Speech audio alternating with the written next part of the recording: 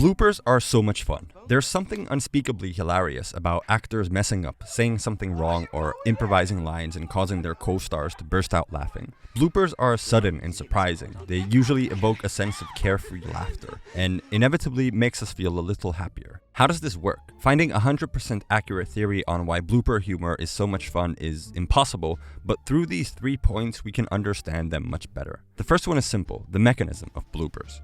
Bloopers mean mistakes, errors, or outtakes. Bloopers happen on TV, radio, sports, news, movies, basically in places where people perform and someone is recording them. I'm focusing on TV and movie bloopers specifically, but nonetheless, all bloopers have somewhat the same mechanism. They're funny because we draw together two different but very similar scripts. Number one, what happened, and number two, what was supposed to happen. All right, come forward and turn. All right. Go. And cough. Cough. Cough. Give me one more. All right. And a boy. Okay, Felix, you can put your robe on. Doctor, can I ask you a question? Does that come with old age, or is that particular to this?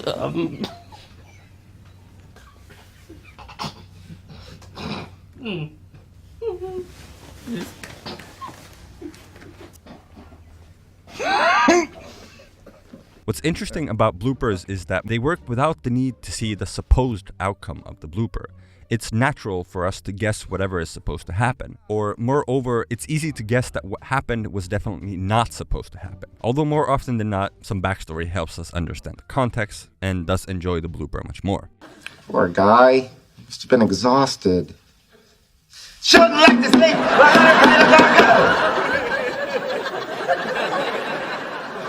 It was kind of uncalled for. No, it was called for. He must have been exhausted. Shouldn't like to sleep while I'm playing the bongo.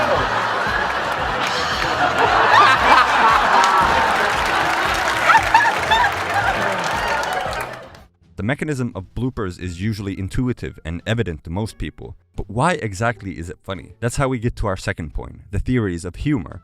There are many different theories regarding humor, and depending on the type of the blooper, these theories can be applied to practice. I'm going to be looking at 3 of them. Superiority theory suggests that we find humor in the misfortunes and mistakes of others. The theory is based on the idea that we often compare ourselves with other people, and when we perceive ourselves superior in some way, it might evoke a sense of humor. In a way, this is true in bloopers. Look at Rush Hour's bloopers. We might find it funny that Jackie Chan has a hard time pronouncing some English words. All the evidence disappeared. Ken resigned, and the evidence was never secured. All the evidence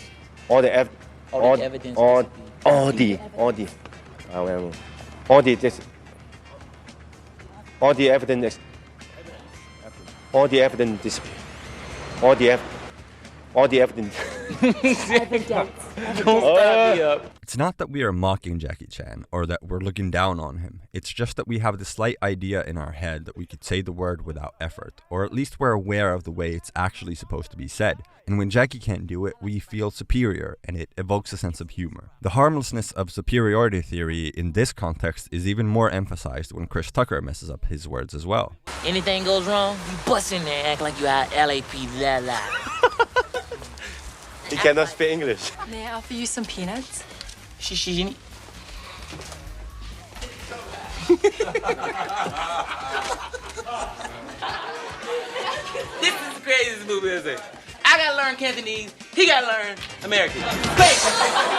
Nonetheless, superiority theory suggests that humor derived from a sense of superiority implies a mechanism of laughing from up to down, which in more sensitive topics might be harmful. But published bloopers are usually so carefree, light, and easygoing that feeling superior isn't necessarily a malevolent force. It'd be different if the actors themselves weren't laughing along, but they probably have the same idea in their head.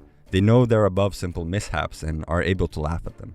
A more modern outlook on humor is something called incongruity theory. I find this theory much more applicable to bloopers. Like previously noted, bloopers are funny because we draw together two different but very similar scripts, what happened and what was supposed to happen. Between these two is an incongruity, an unexpectedness. The blooper surprises us with a way which wasn't supposed to happen. While superiority theory is actually very narrow, incongruity theory is much wider and encompasses most of the categories of bloopers. It's evident when actors mess up their lines, as we have that line the actor was supposed to say and then the unexpected mismatch of the line the actor actually says. 4 and 3, Michael. It's okay. 2 minutes is too soon. We're 5 fine. minutes and We're 2 fine, minutes is a Jim. very Jim. big difference. Hold it together right now.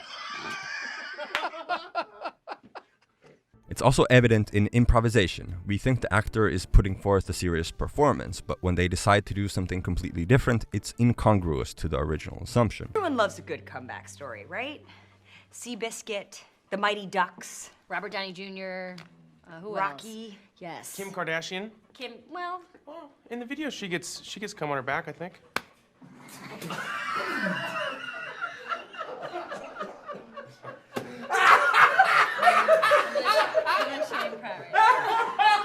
It even works in repetition. When an actor screws up multiple times in a row, the incongruity might come in waves. The first mess up, the fourth, the 10th. Every time the actor tries again, we think this time they'll nail it. But once they don't, it creates a sense of incongruity and through that, humor. When you were little, you slept through the Grand Canyon. Once again, I will. This will be 5-10 takes. Okay. You know it's gonna happen. Once again, and action. But when you were little, you slept through the Grand Canyon. Okay. I'm gonna try it without the coffee cup because I think it's the left hand that's messing me up. That's it. When you were little, you slept through the Grand. Incongruity theory is very flexible, which is why it works so well when analyzing the mechanisms of bloopers. Sometimes humor doesn't need a fancy philosophical theory to back it up. Sometimes just seeing another person find something funny is enough to make us laugh at it. For example, in some of the Office bloopers, just the fact that some of the cast start laughing uncontrollably while working with Steve Carell makes us laugh. I want my baby back, baby back, baby back. I want my baby back, baby back, baby back. I want my baby back. Chili's baby back ribs. This is not surprising. Humans and a lot of animals as well are wired with specific neurons called mirror neurons. These neurons fight up when an organism observes an action and then produces the same action, acting as a sort of mirror. Watching bloopers, the effect of mirror neurons is incredibly evident. It's also evident within the actors themselves, who sometimes wouldn't be laughing if it weren't for their co-stars. Maybe you're a penguin, Tim, but Julie's not. She's a lioness. She's a what? A lioness. A lioness?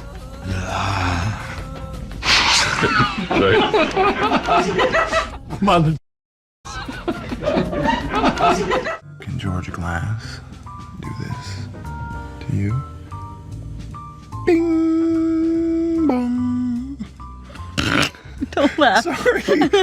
Bing bong. Shit. Oh fuck. We're innately wired to laugh when another person laughs, especially if we perceive the setting to be safe, a place where laughter is invited. Watching a blooper is by definition such a place.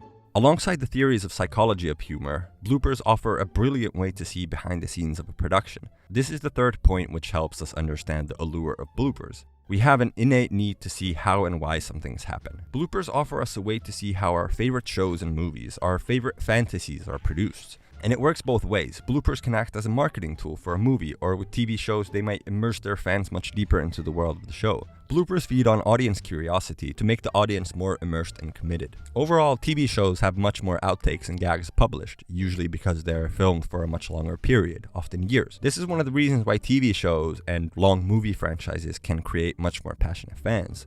Bloopers show us emotionally how the production is constructed. We're offered a look into the actual sense of humor of the actors. I don't know. Are you aware of what tennis is? Yeah. What point comes after deuce? Wipe? It showcases how camaraderie is built between the cast, between the actors and the directors, the production crew. Ah, hello, District Attorney Kerm. Someone else say it. Someone else say District Attorney Kerm fast. We see that working with kids and animals is never easy. used to be a man. Oh, look, there. Okay. Katie, see, Katie, come here. Katie. Katie. Come here, Katie. Jay, come on. Bloopers are a sneak peek into the atmosphere of humor in a production. They're video clips which show us what the workplace can be like at its best, at its most fun. Instead of being an actual behind-the-scenes documentary, Bloopers create a carefree space, a place of humor and laughter. I mean, look at this. You don't have to have seen Sex Education to break even just a small smile when you see these two actors lose their poker face during a scene.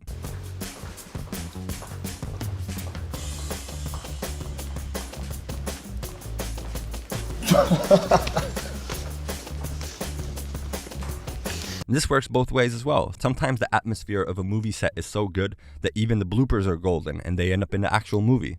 Hey, Mia, you better hide your baby, or... I'm just playing. You better hide that big-ass forehead. I was just joking. Whatever. Analyzing humor is always a little counterintuitive, since humor is supposed to work cognitively, without words, without analysis. Nonetheless, our love for bloopers can be divided into their distinct mechanism, their psychological framework, and how they offer us valuable information of the people behind the production. All of this showcases how and why bloopers hijack some of our most basic emotions: surprise, empathy, laughter. It all makes us understand the fragments of cinema much better, and in this case, the fragments of TV as well. Let's end on a few funny bloopers, and don't forget to subscribe. Oh my God!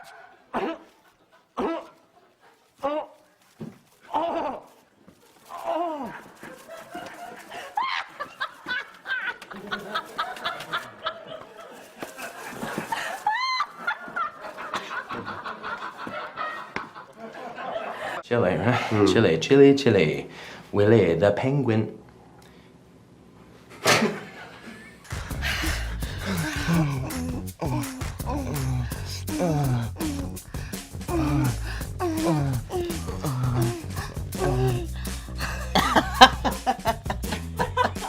I'm gonna go to the bathroom and powder my nose, amongst other things, if you know what I mean.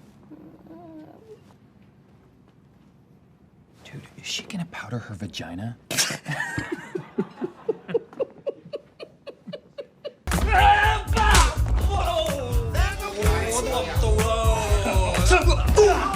Hey!